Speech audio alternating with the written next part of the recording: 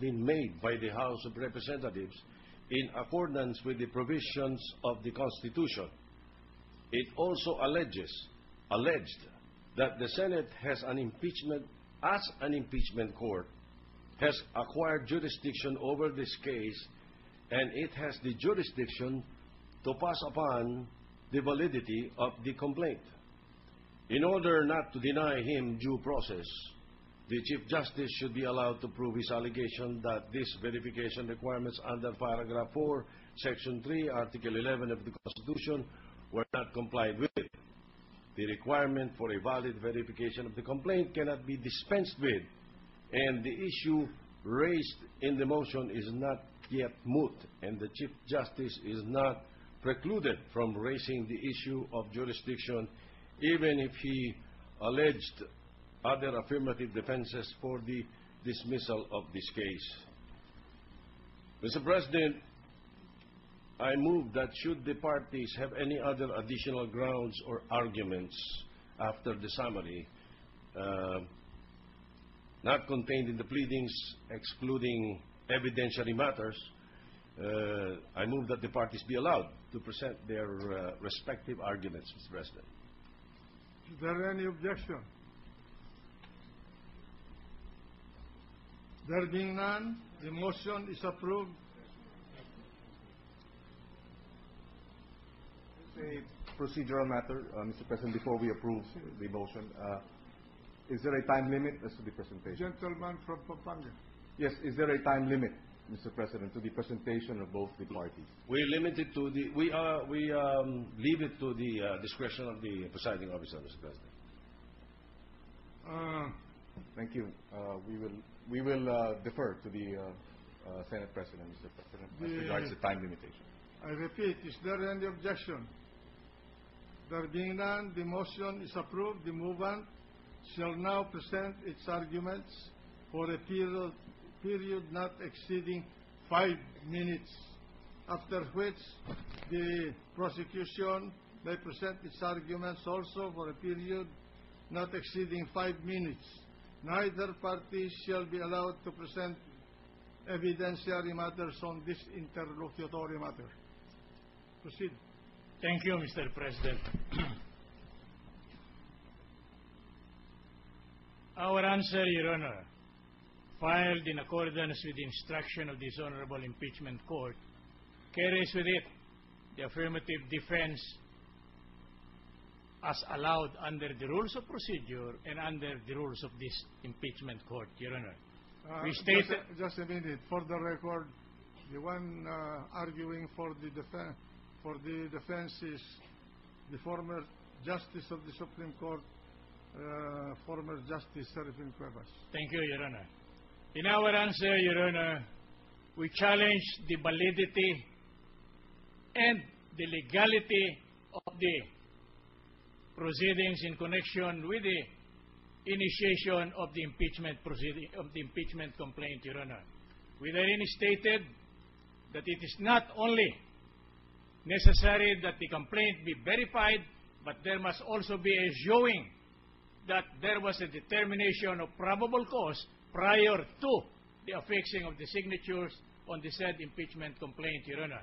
Why do we say so, and what is our authority for the purpose? No less than the Honorable former Chief Justice Panganiban states that in any case similar to this, the respondent is entitled to the protection under the rules. And what does that carries with it? That requires or carries with it notice and hearing. Our query is, was there any notice sent to the Chief Justice in connection with the filing of this complaint? There is none.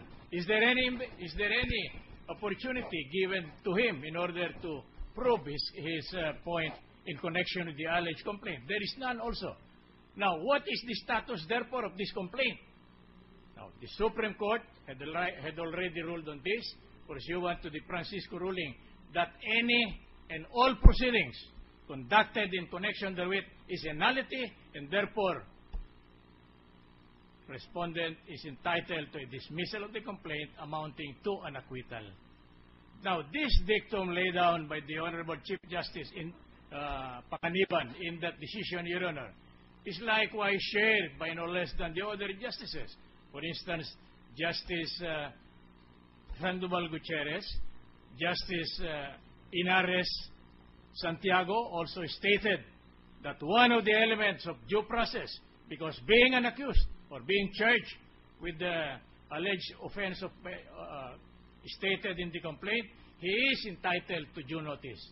And what is the requirement with respect to due notice? He must be given notice, due process. He must be given notice, and he must be allowed to be heard in connection. So notice and hearing is an indispensable requirement for purposes of acquiring jurisdiction over this case.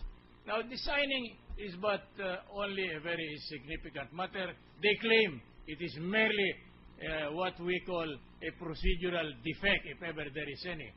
We do not subscribe, and we are sorry to announce that that is not true insofar as impeachment proceedings is concerned. Because what confers jurisdiction to this honorable court is the validity or correctness or the legality of the impeachment complaint. We ask, is the impeachment complaint valid? Our answer is no. Is it in accordance with the Constitution?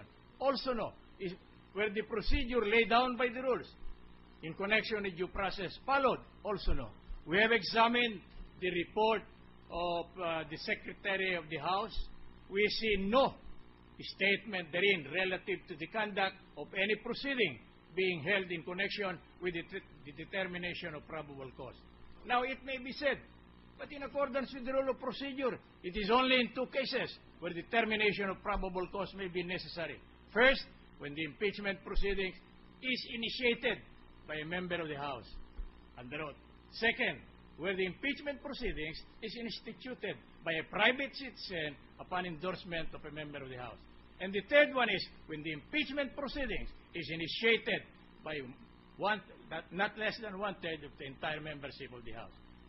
Now, if in the two cases due process requires that there must be a determination of probable cause, what is there to prevent? Or why is it not necessary in connection with an impeachment proceeding initiated by one-third of the House? Does it mean to say that simply because one-third affixed their signature, assuming they did, does it mean to say that that validates already an illegal or an impeachment complaint violative of the Constitution and our laws? Our answer is no, Your Honor. Because due process is required not only by law, but by the Constitution that must be afforded to the person impeached. Here, we are impeaching a personality, no less than the Chief Justice of the Republic of the land, the head of the Judicial Department of the government. He is therefore entitled and should not be denied these elements of due process, notice, and hearing. Now the question is, since there was no compliance with this requirement, what then is the stand of this impeachment proceeding? It is precisely for this purpose, Your Honor, that we are claiming that this impeachment proceeding, being a nullity, any and all proceedings that will be conducted in connection therewith is also a nullity. What is our authority for the view? No less than the ponente, or the concurring opinion of former Chief Justice Panganiban, Justice Inares Santiago, and also the other justices who participated in that Francisco case. Now, if it is a simple, now they were asking your. May I request the good counsel to wind up his argument? Yes, Your Honor, we will. Thank you, Your Honor. Now, what then is the validity of the impeachment proceedings that were undertaken prior to the transmission to this honorable body of the impeachment complaint? Null and void. Any and all proceedings conducted rather is a total nullity. Now, if that is so, that is why we were insistent, Your Honor, with your apologies, that this matter be dealt with, discussed, and passed upon in order to determine whether we should still proceed with the trial of this case. They say, Your Honor, or there is a claim that this is merely dilatory. How will it be dilatory? That this is merely for purposes of delay. Precisely, we are accelerating the disposition.